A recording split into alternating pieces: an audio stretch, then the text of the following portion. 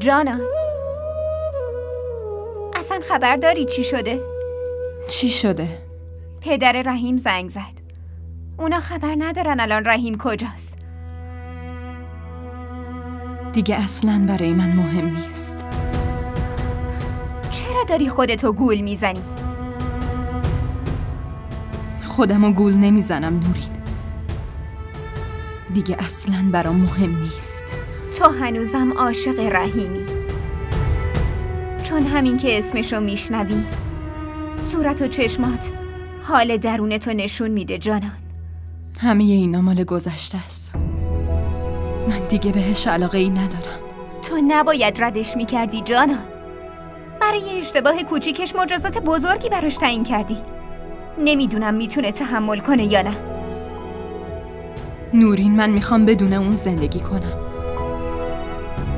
تصمیممو گرفتم که ازش جدا بشم و خیلی زودم طلاقمو ازش میگیرم.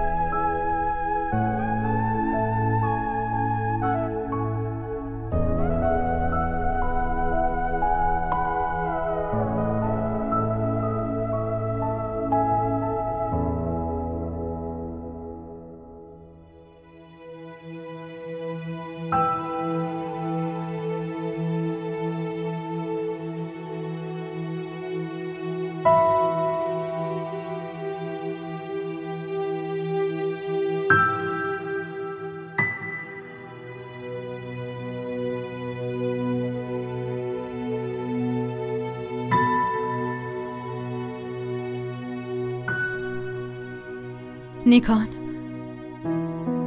از رحیم خبری نشد؟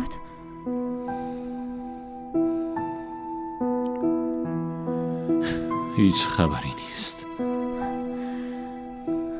میدونی الان دارم از کجا میام؟ کجا؟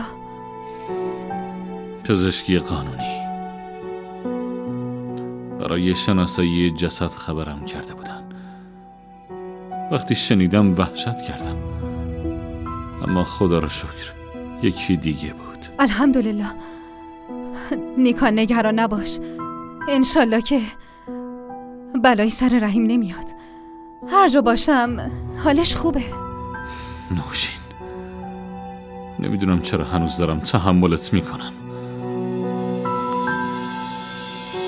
اما فعلا من چشم به راه رحیم نشستم. دعا کن بلایی سرش نیاد.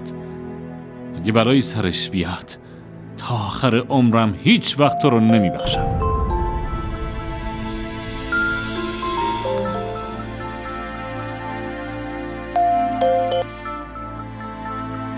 الو؟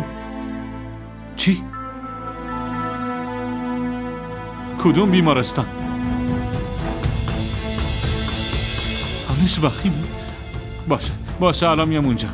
کی زنگ زد؟ تصادف کرده تو بیمارستان. زود باش بریم.